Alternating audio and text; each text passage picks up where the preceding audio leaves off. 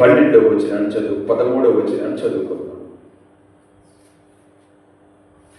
రాజులు 2వ గ్రంథము 2వ అధ్యాయము 13వ వచనాన్ని చదువుకుందాం. మరియు ఏలియా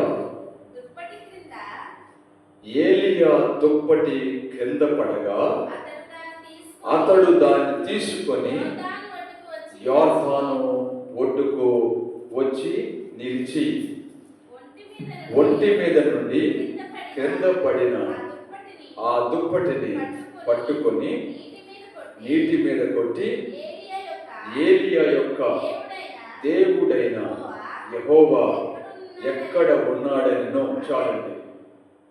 మనం చదువుకున్న ఈ వాక్య భాగంలో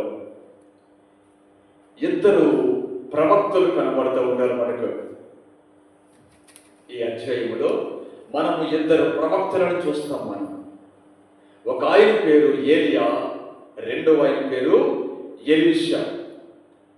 ఏలియా దేవుని చేతిలో చాలా బలమైన సాధనముగా వాడబడ్డాడు.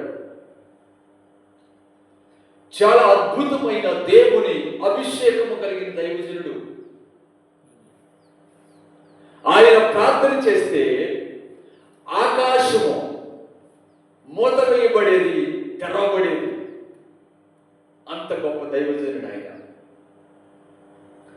ఆయన దేవుని ఆత్మ చేత రథము కంటే వేగముగా పరిగెత్తగలిగాడు.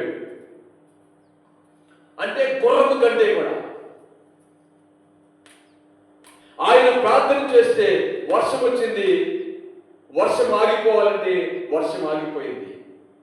దేవుని చేతిలో ఒక అద్భుతమైన సాధనముగా, పాత్రగా ఏలియా వాడబడ్డాడు.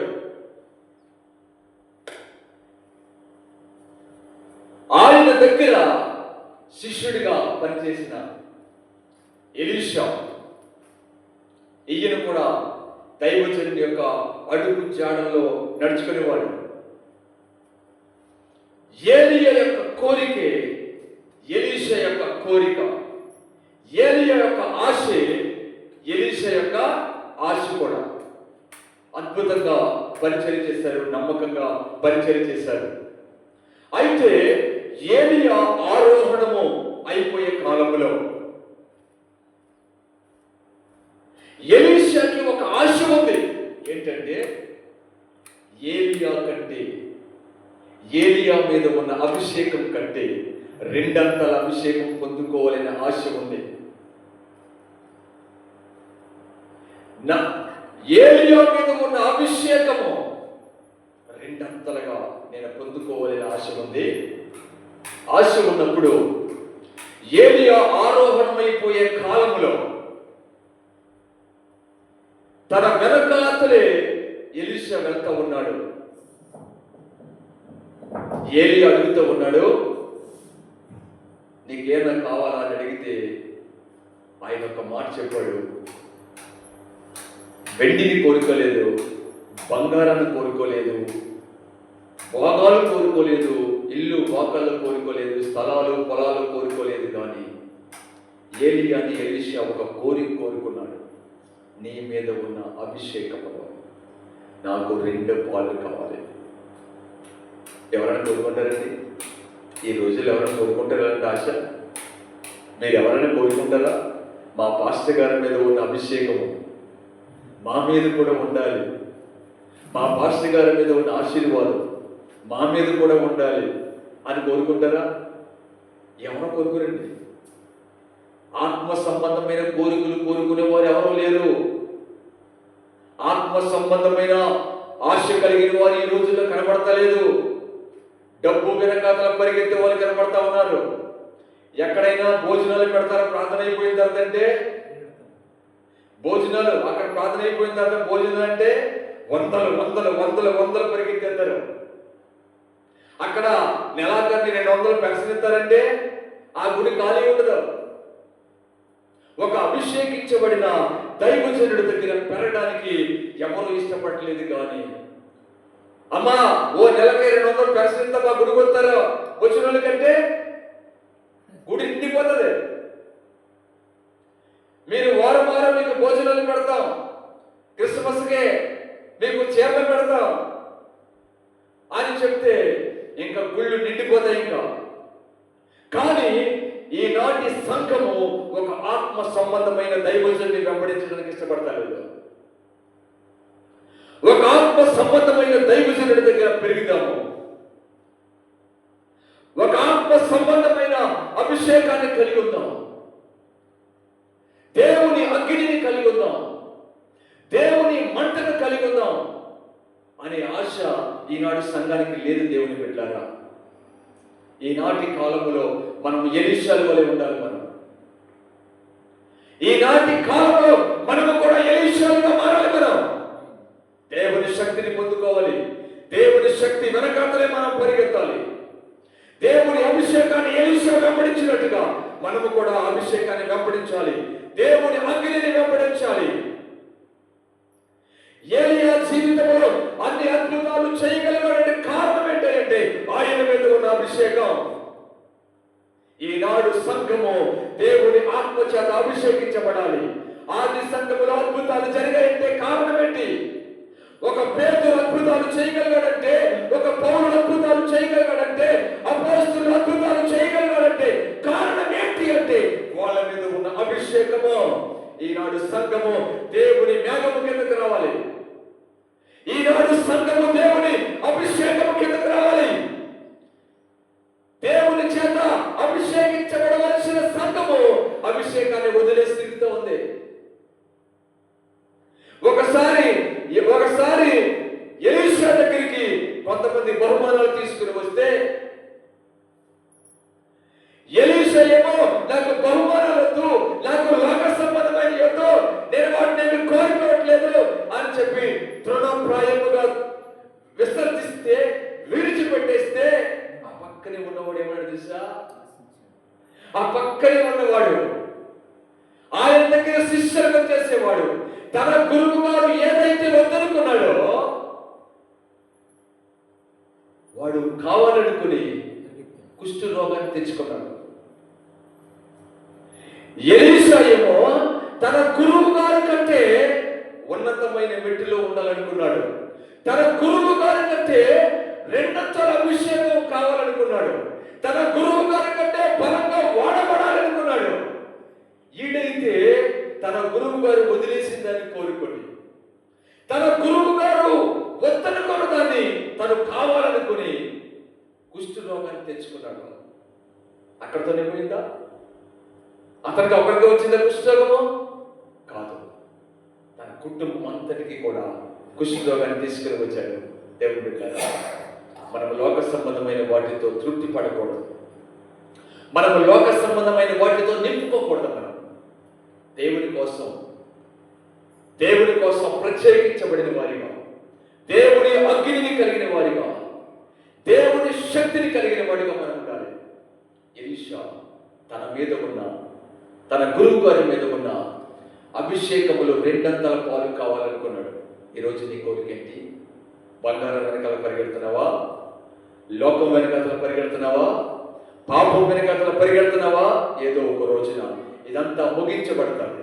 కానీ నువ్వు దేవుని ఆత్మ వెనకాల, దేవుని ఆశీర్వాదం వెనకాల, దేవుని చిత్తం వెనకాల నువ్వు పరిగెత్తినట్టయితే నువ్వు దీవించబడతావు, నువ్వు ఆశీర్వదించబడతావు.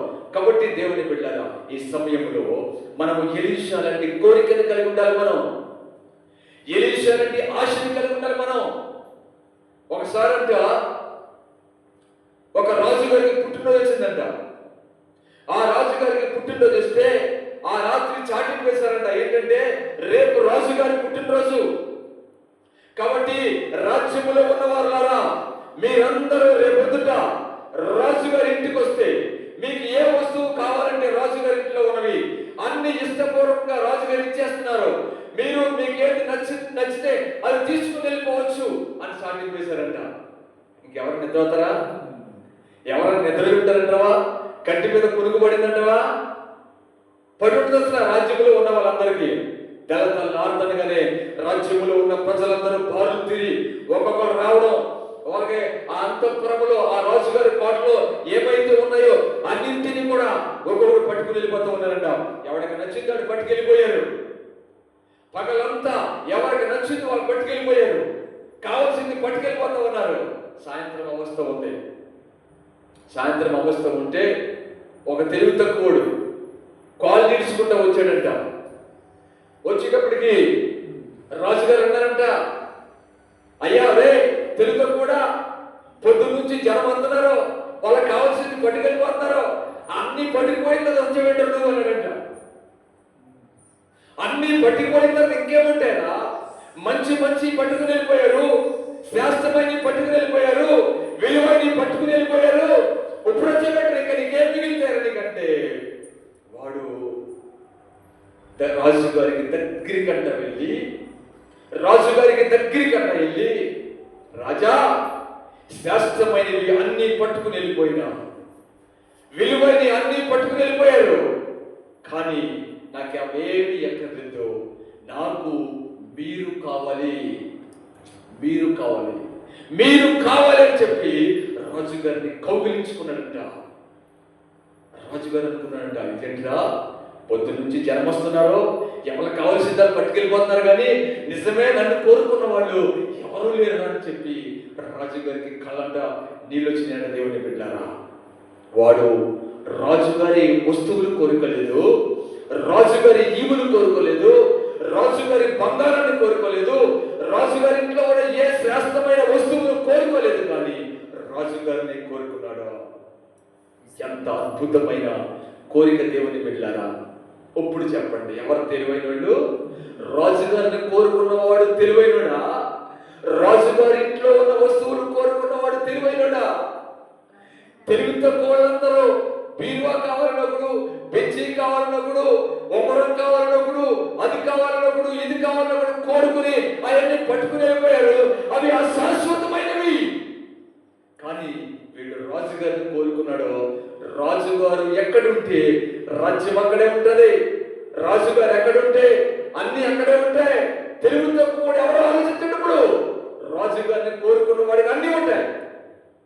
రాజుగారు ఎక్కడుంటే వాళ్ళ వస్తువులే కోరుకున్నాడు, కానీ వీడు రాజుగారిని కోరుకుంటే అంతఃపురం అంతా ఈడిదయ్యింది, రాజ్యం అంతా ఈడిదయ్యింది, రథాలు గుర్రాలు వీడిదేని, సైనికులు ఈడివారయ్యారు, రాజుగారి ధనాగారంలో ఉన్న ధనమంతా కూడా వీడిదయ్యింది. దేవుని బిడ్డలారా, ఈనాడు చాలా మంది కోరికలుగా ఉంటాయి. ఈనాడు చాలా మంది విశ్వాసులకి దేవుని ఆశీర్వాదాలు కావాలి, స్వస్థతలు కావాలి, అన్నీ కావాలి, కానీ యేసుప్రభు అక్కర్లేదు. సంఘంలో ఉంది ఈ రోజున ప్రభువు లేకుండా దేవుని ఆశీర్వాదాన్ని కోరుకునేవారు, ప్రభువు లేకుండా దేవుడు వారి జీవితంలో లేకుండా ఆయన దగ్గర నుంచి ఈవులు కోరుకునేవారు ఉన్నారు ఈ రోజుల్లో. చాలా మంది ఉన్నారు. ఈ రోజు అక్కడక్కడికే పరిగెడతా ఉన్నారు. ఎందుకు అనుకుంటున్నారు? అక్కడక్కడికే పరిగెడతా ఉన్నారు. ఎందుకు? యేసుప్రభు అక్కర్లే, స్వస్థతలు కావాలి, ఆశీర్వాదాలు కావాలి. నేను ఒకసారి వాక్యం చెప్పాను ఒక చోట. నేను ఒకసారి వాక్యం చెప్తే ఆ వాక్యం ఏం చెప్పానంటే, చాలా మంది గుంటూరు వెళ్తూ ఉంటారు. గుంటూరు వెళ్తాం తప్పు అని చెప్పట్లేదు నేను. చాలా మంది గుంటూరు వెళ్తారు. ఎందుకు? మీటింగులకి. చాలా మంది గుంటూరు మీటింగులకి వెళ్తారు, కానీ అక్కడ ఏ వాక్యం చెప్పారో వెంట్రేలో తీర్థంలో తిరుగుతారని చెప్పాను నేను. ఇందులో ఏం తప్పు ఉందండి? ఇందులో తప్పుదా? నిజమే కదా. గుంటూరు మీటింగ్కి వెళ్తారు, రాజమండ్రి మీటింగ్కి వెళ్తారు, కొట్టుకి తిరుగుతూ ఉంటారు. వాక్యం వింటారా? కొట్టుకి తిరుగుతూ ఉంటారు. గుంటూరు మీటింగ్కి వెళ్తారు. మీటింగ్కి వెళ్ళొచ్చిన అడగండి, మీటింగులు ఎలా ఉన్నాయంటే, అమ్మ బాబోయ్ అయ్యగారు అన్నమండి, జనమండి, గింజండి, కాలువలోకి వెళ్ళిపోతే గారు జనమండి, ఇసుకైతే రాలేండి. ఎంతలా ఉందండి బాబు, తీర్థం తిరుగుదగలేరు. అంతా అయిపోయిన తర్వాత మొట్టమొదటి రోజున వాక్యం ఏం చెప్పారు అని అడగండి. ఆఖరి రోజున వాక్యం ఏం చెప్పారు అని అడగండి. ఎవరన్నా చెప్తే అప్పుడు అడగండి. వీళ్ళకి వాక్యం అక్కర్లేదు, వీళ్ళకి దేవుడు అక్కర్లేదు, వీళ్ళకి దేవుని సన్నిధి అక్కర్లేదు, కానీ దేవునిచ్చే ఆశీర్వాదాలు కావాలి. గుంటూరు వెళ్తే ఏదో జరుగుతారు. దేవదాసయ్య గారి సమాధి మీద మట్టి తినేస్తారంట. మట్టి ఎంత బుద్ధి లేని తనమంటిది. దేవదాసయ్య గారి సమాధి మీద మట్టి తింటే పిల్లలు పడతారా? పిల్లలు దేవుడిస్తే పుడతారా? మట్టి తింటే పుడతారా? చాలా మంది అక్కడెక్కడికి వెళ్తూ ఉంటారు. అక్కడ సభలు జరిగితే అక్కడికి వెళ్తూ ఉంటారు. ఎక్కడ సభలు జరిగితే అక్కడికి వెళ్తూ ఉంటారు. సభలకు వెళ్ళడం తప్పు కాదు. నువ్వు ఉన్న స్థలములో యేసు ప్రభువుకి నీకు సంబంధం లేకుండా, నువ్వు ఉన్న స్థలములో యేసు ప్రభువుకు నీకు అనుబంధం లేకుండా, యేసు ప్రభువును వదిలేసేసి నువ్వు ఎక్కడికి వెళ్ళినా సరే, యేసు ప్రభువుని కాదనుకోండి, నువ్వు ఎక్కడికి వెళ్ళినా నువ్వు ఆశీర్వాదాలు దీవెనలు కోరుకునే వ్యక్తివే కానీ యేసును కోరుకున్న వ్యక్తివి కాదు. నువ్వు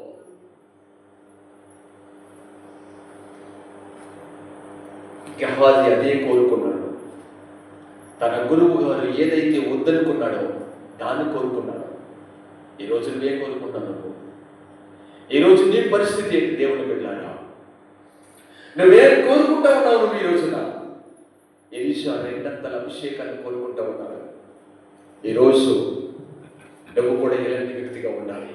దేవుని అభిషేకం వెనకాల పరిగెత్తే వ్యక్తిగా ఉండాలి. నువ్వు దేవుని ఆత్మచేత నింపబడిన వ్యక్తిగా ఉండాలి. నువ్వు అపోస్తలులు 120 మంది కూడా మేడగదిలో ప్రార్థన చేసి దేవుని అభిషేకాన్ని పొందుకొని భూమిని తలకిందులు చేశారు. అది అభిషేకములో ఉన్న గొప్పతనం. అది ఒకప్పుడు యేసు ప్రభు ఎవరో నాకు తెలియదు అని చెప్పిన పేతురు దేవుని ఆత్మచేత నింపబడిన తర్వాత ఒక గొప్ప వర్తమానం చేశాడు. ఒకే ఒక వర్తమానానికి 3000 మంది యేసు ప్రభుని సొంత రక్షకుడిగా అంగీకరించారు. అది అభిషేకములో ఉన్న గొప్పతనం. సంఘము ఎప్పుడైతే దేవుని ఆత్మచేత నింపబడతాడో అప్పుడు సంఘము ఆశీర్వదించబడుతుంది. సంఘము ఎప్పుడైతే దేవుని ఆత్మచేత అభిషేకించబడతాడో అప్పుడు సంఘము వచ్చి వారు పొందుకుంటుంది. ప్రకటన గ్రంథంలో ఒక మాట ఉంటుంది, ఈ నది ఎక్కడికి పోరునో, ఈ నది ఎక్కడికి పోరునో అక్కడ సమస్తమును ఏమవుతుందంట? బ్రతుకుతాయంట. ఆ నది పరిశుద్ధాత్మ దేవుడు. ఆయన ఎక్కడైతే ప్రవహిస్తాడో అక్కడ మనుషులు బ్రతుకుతాడు. ఎక్కడైతే ఈ నది ప్రవహిస్తాడో అక్కడ జలచరములన్నీ బ్రతుకుతాయి, మనుషులు బ్రతుకుతారు. దేవుని బిడ్డలారా, ఎక్కడైతే దేవుని అభిషేకం ఉంటుందో అక్కడ మనుషులు దేవుని కోసం రగులుతూ ఉంటారు. ఎక్కడైతే అభిషేకం ఉంటుందో అక్కడ దేవుని ప్రజలు ఆయన కార్యాలు చూస్తారు. ఒక చోట ఒక లోయ ఉంది. ఆ లోయలో ఎండిపోయిన ఎముకలు ఉన్నాయి. అన్ని ఎండిపోయిన ఎముకలే, కుళ్ళిపోయాయి, కృషించిపోయాయి, ఎండిపోయాయి. అక్కడ జీవము లేదు. అక్కడ జీవము లేదు. అక్కడ దేవుని కార్యము లేదు. దేవుడు ఒక దైవజనుని పిలిచి నువ్వు ఆ ఎండిపోయిన ఎముకలలోకి వెళ్ళి ప్రవచించమని చెప్పినప్పుడు ఆ దైవజనుడు ప్రవచిస్తూ ఉన్నాడు, ఎండిపోయిన ఎముకలు మరలా బ్రతుకునుగాక అని దైవజనుడు ప్రవచిస్తూ ఉంటే ఎండిపోయిన ఎముకలు తిరిగి వాటి ఆకారాన్ని పొందుకున్నాయి. దేవుని బిడ్డలారా, ప్రవచనము పరిస్థితులను మారుస్తుంది. ప్రవచనము మనుషులకు ఓదార్పునిస్తుంది. ప్రవచనము మనుషులకు ఆకారాన్ని ఇస్తుంది. ప్రవచనము మనుషుల్లో నెమ్మదిని కలుగజేస్తుంది. ఈ దైవజనుడు ప్రవచించగా ఎక్కడెక్కడ ఉన్నాయి, ఒకటి కాళ్ళు ఎక్కడ ఉన్నాయి, ఒకటి తల ఎక్కడ ఉంది, ఒకటి మండు ఎక్కడ ఉంది. ఎప్పుడైతే దైవజనుడు ప్రవచించాడో అవన్నీ ఎవరికి వారికి వెళ్ళిపోయాయి. ఒక్కొక్కరికి కలిసిపోవడం కాదు. ఎవడి ఎముక ఎవడి చెయ్య ఎక్కడుందో వాడి దగ్గరికి వచ్చేసింది. ఎవడి కాలు ఎక్కడుందో ఎముకలు వాడి దగ్గరికి వచ్చేసింది. ఎవడి పుర్ర ఎక్కడుందో వాడి దగ్గరికి వచ్చేసింది. అన్ని ఒకటి కలిసిపోయి ఒక ఆకారం తయారైపోయింది. అది ప్రవచనములో ఉన్న ఆ అభిషేకములో ఉన్న గొప్పతనం. అది మరలా దేవుడు చెప్పాడు, ఆకారం వచ్చింది, జీవమేది, జీవాత్మరమ్మని ప్రవచించమని చెప్పగా దైవజనుడు ప్రవచించగా జీవాత్మ దిగి వచ్చింది ఎండిన ఎముకల్లోకి. ఎండిన ఎముకల్లోకి జీవాత్మ వచ్చి ఆ ఎండిపోయిన ఎముకలు జీవాన్ని పొందుకొని ఒక మహాసైన్యముగా లేచి నిలబడేట దేవుని బిడ్డలారా, ఆ జీవాత్మ పరిశుద్ధాత్మకు సాదృశ్యంగా ఉంది. ఆయన ఎక్కడికైతే వస్తాడో అక్కడ ఎండిపోయిన ఎముకలు బ్రతుకుతాయి. ఆయన ఎక్కడికైతే వస్తాడో అక్కడ మనుషులకు జీవం కలుగుతుంది. ఇవన్నీ ఎలీషాకు తెలుసు కాబట్టి తన గురువు గారి మీద ఉన్న అభిషేకములు రెండంతల పాలు కోరుకున్నాడు. ఈరోజు నీ ఆశ ఏంటి దేవుని బిడ్డ? నీ కోరిక ఏంటి? అభిషేకం కావాలని కోరుకున్నావా? ఆత్మశక్తి కావాలని కోరుకున్నావా? ఎలీషా మీదకి ఏలియా ఆరోహణమై వెళ్ళిపోతూ ఉండగా ఏలియా మీద ఉన్న దుప్పటి కింద పడింది. ఆ దుప్పటిని ఎలీషా తీసుకున్నాడు. దేవుని పిల్లారా, ఎలీషా ఎప్పుడైతే ఏలియా దుప్పటిని తీసుకున్నాడో, ఏలియా దుప్పటి ఎప్పుడైతే ఎలీషాకు కనబడి ఆ దుప్పటి ఎలీషా తీసుకున్నాడో, ఆ దుప్పటితో యొర్దాను నదిని కొట్టగానే అది 2 పాయలైపోయింది. అద్భుతాలు జరగడం ప్రారంభించాయి. పరిశుద్ధాత్మ దేవుడు ఎక్కడైతే ఉంటాడో అక్కడ అద్భుతాలు జరుగుతాయి, చూసుక్రియలు జరుగుతాయి, మహత్కార్యాలు జరుగుతాయి. యొర్దాను అంటే మరణములంటిది. యొర్దాను అంటే మరణములంటిది. ఆ దుప్పటితో యొర్దానుని కొట్టగా అది 2 పాయలైపోయింది.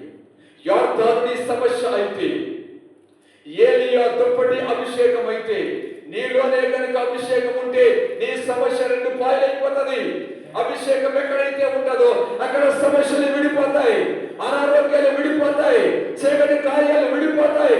అభిషేకం ఎక్కడైతే ఉంటుందో అక్కడ దేవుని ప్రజల అద్భుతాలు చూస్తారు. దేవుని బిడ్డలారా, అందుకే మనము అభిషేకం కిందకు రావాలి. మనము విగిల్స్వర్త్ చాలా గొప్ప దైవజనుడు. ఎంత గొప్ప దైవజనుడు అంటే దేవుని ఆత్మ చేత నింపబడి 23 మందిని చనిపోయిన వారిని బ్రతికించాడు. 23 మంది బ్రతికారు చనిపోయిన వాళ్ళు. విగిల్స్వర్త్ ప్రార్థన చేయగా 23 మంది బ్రతికారు. 23 మంది. అభిషేకం అద్భుతాలు చేస్తుంది. ఒకసారి ఆ దైవజనుని యొక్క ఆ పరిచర్యలో అనేకమైన అద్భుతాలు జరిగాయి. ఒక సంగతి చెప్తాను మీకు నేను. ఒకసారి ఒకరు పాస్టర్ గారికి ఉత్తరం రాశారంట. పాస్టర్ గారండి, మా అమ్మాయి చావు బ్రతుకుల్లో ఉందండి, చావు బ్రతుకుల్లో ఉంది. మీరు వచ్చి ప్రార్థన చేస్తే దేవుడు ఏమైనా చేస్తాడేమో అనుకుంటున్నాం మేము. కాబట్టి మీరు కొంచెం ప్రార్థన చేయండి మా కోసం వచ్చి అని చెప్పి ఉత్తరం రాశారంట పాస్టర్ గారికి. అప్పుడు పాస్టర్ గారు మీటింగ్కి వెళ్ళిపోయారు.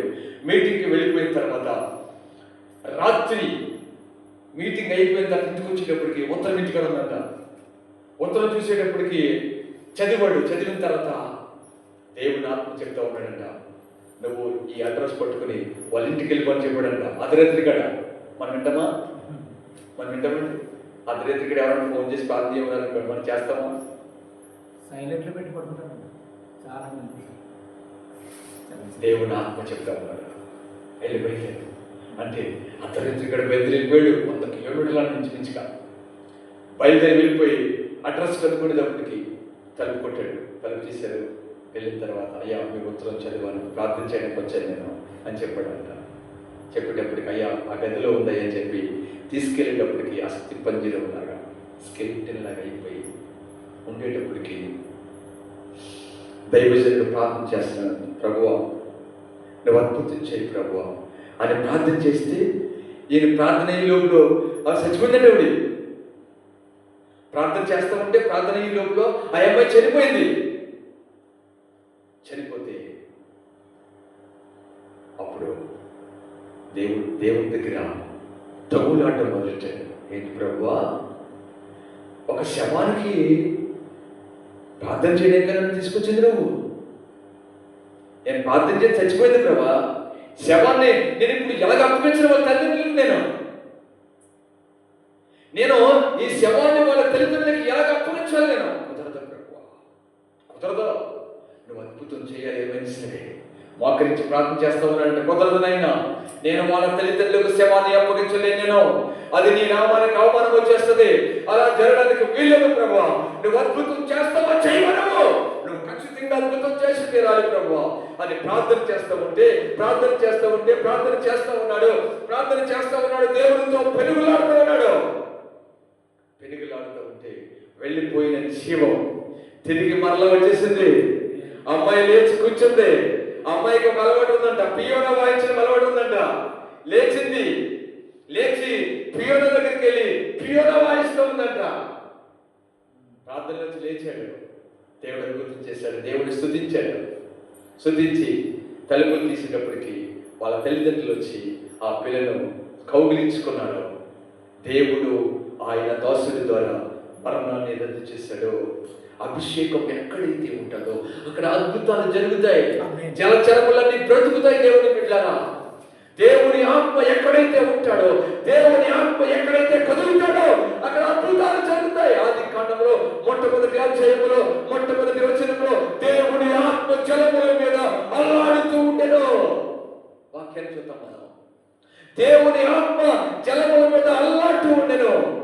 దేవుని ఆత్మ జలముల మీద అల్లాడి కోడి గుడ్డు మీద ఎలాగైతే పొదుగుతాడో అలా పరిశుద్ధాత్మ దేవుడు జలముల మీద పొదుగుతూ ఉన్నాడంట.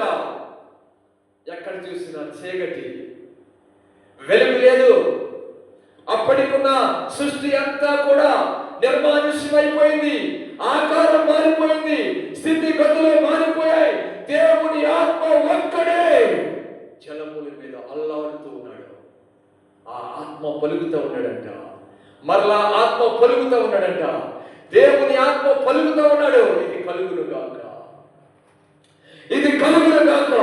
అని పలుకుతూ ఉంటే సృష్టి మరలా నూతనమైన ఆకారాన్ని పొందుకుంది.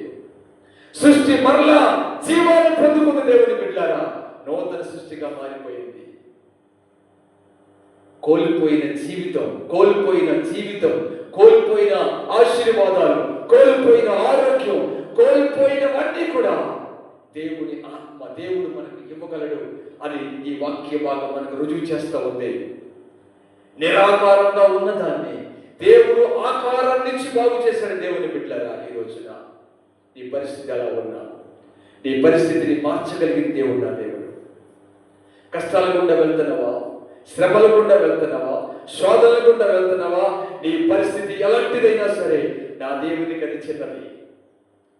నీ పరిస్థితి ఎలా ఉన్నా నా దేవుడు దాన్ని మార్చగలడు. ఆయన జలముల మీద అల్లాడి ఆకారము లేని దానికి ఆకారం ఇచ్చాడు, జీవము లేని దానికి జీవాన్ని ఇచ్చాడు.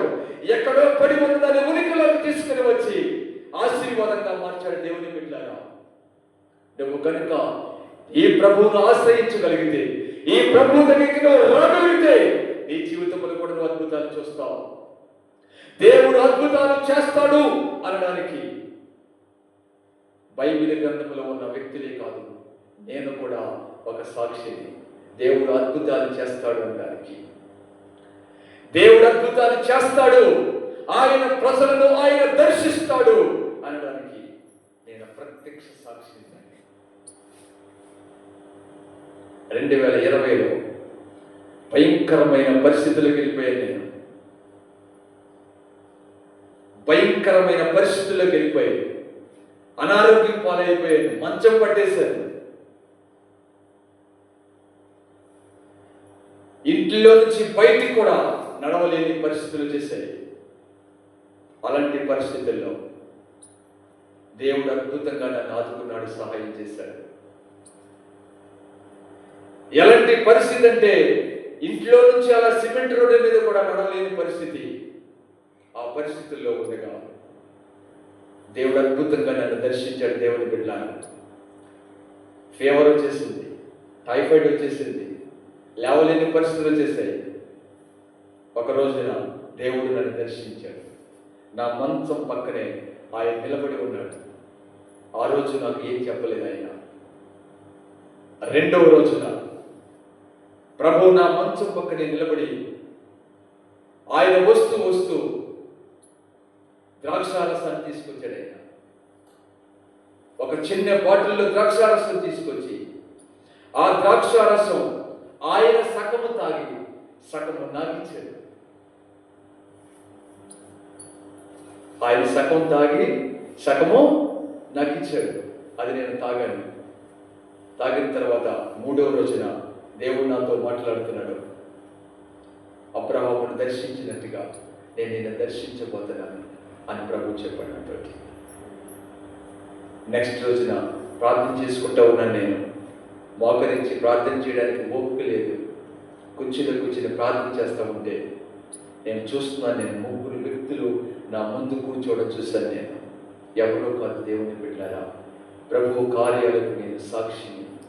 నా జీవితంలో ఈ రోజంతా చెప్పగలిగిన అద్భుతాలు చూశాను. నేను ఈ రోజంతా చెప్పగలిగిన సాక్ష్యం నా దగ్గర ఉన్న దేవుని కోసం. మన దేవుడు సజీవుడై ఉన్నాడు. మాట్లాడే దేవుడు. కష్టాల్లో ఉంటే మన పక్కనే నిలబడే దేవుడు. ఎక్కడో దానియేలు సింహాల బోన్లో ఉంటే సింహాల బోన్లోకి దేవుడు వచ్చాడు.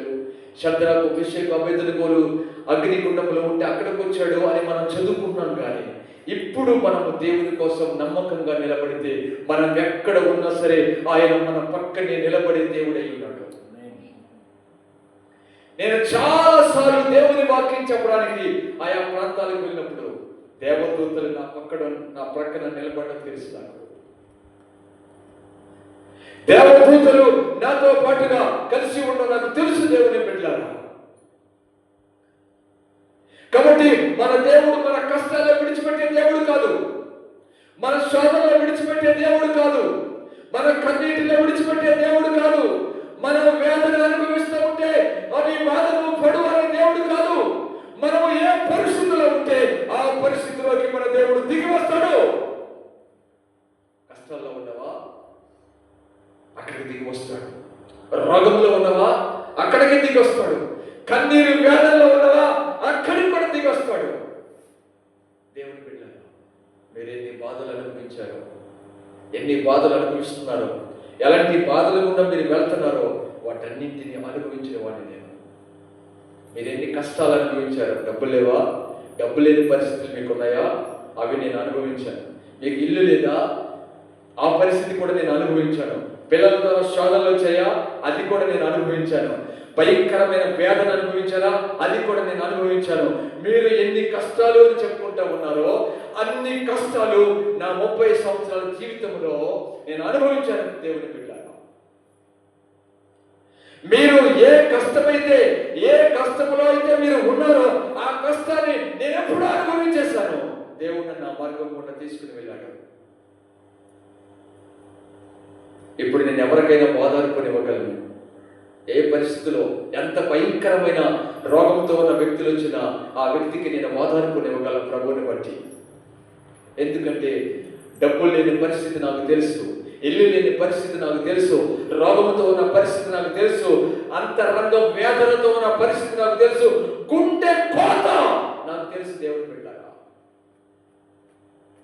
ఎన్ని పరిస్థితుల్లో దేవుడు మాత్రమే ఆయన ఆదరణ నాకు ఇచ్చాడు, ఆయన నెమ్మది నాకు ఇచ్చాడు, ఆయన ఓదార్పు నాకు ఇచ్చాడు.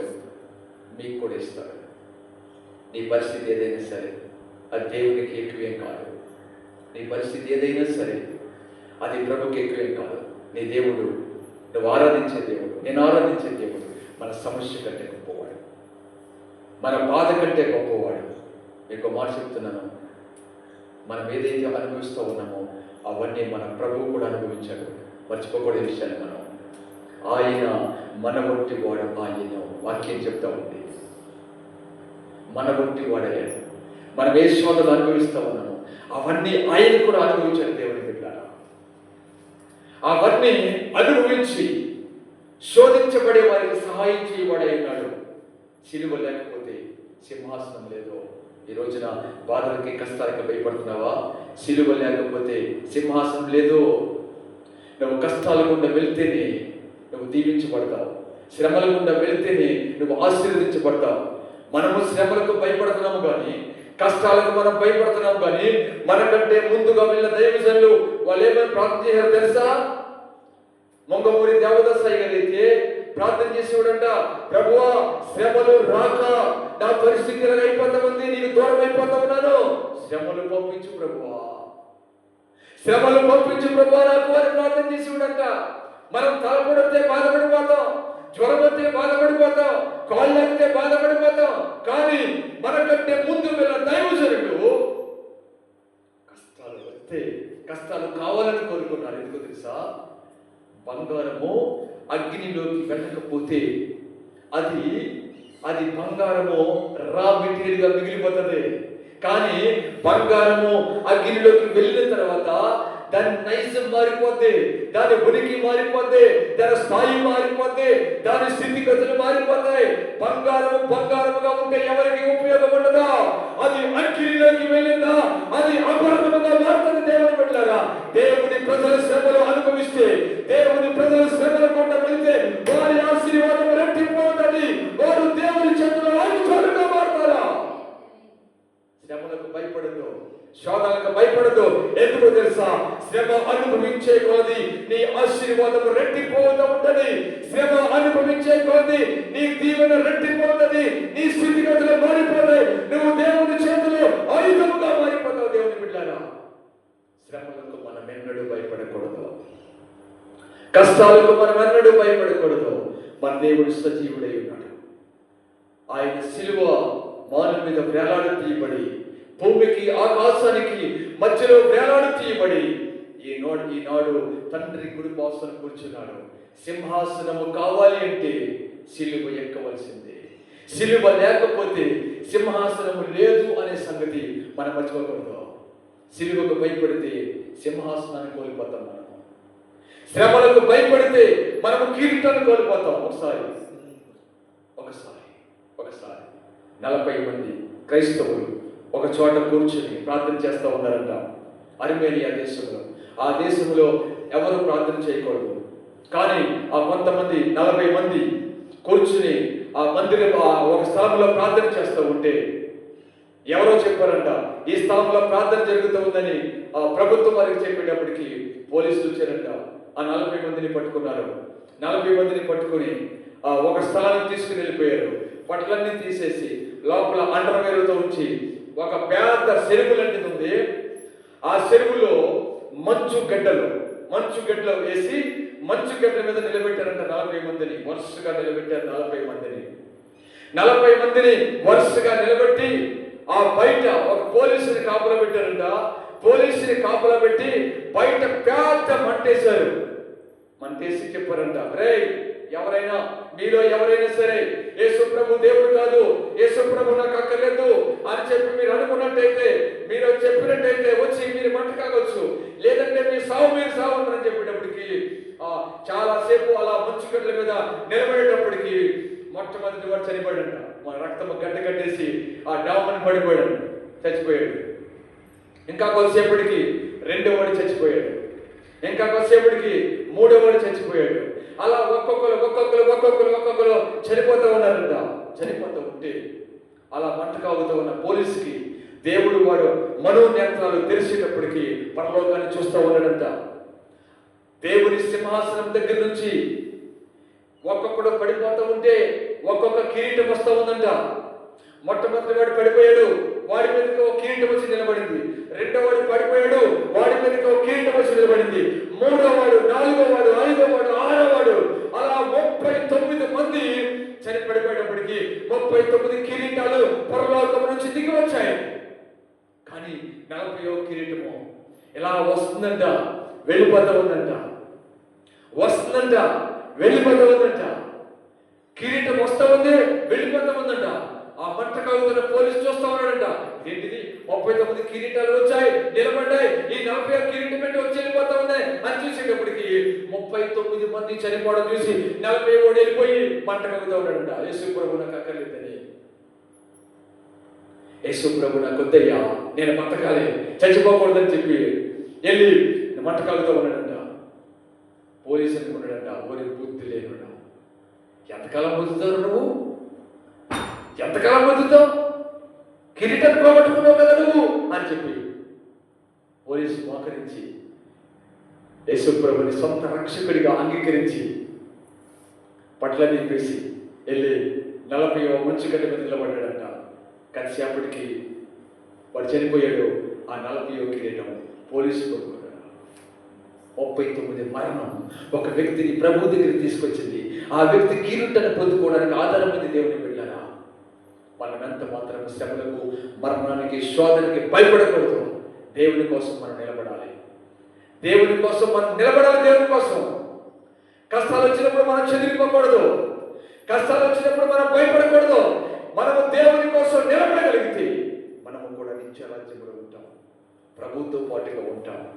ప్రభుతో పాటుగా ఆ బంగారు వీధుల్లో మనం కూడా ఉంటాము. మనము కూడా ఆ నిత్య రాజ్యములో పాలు పొంది దేవునితో పాటుగా మనము కూడా ఏలేవారిగా ఉంటాం. దేవుని మాటలు మన వరకు దీవించిన గాక. తల వంచండి ప్రార్థన చేద్దాం.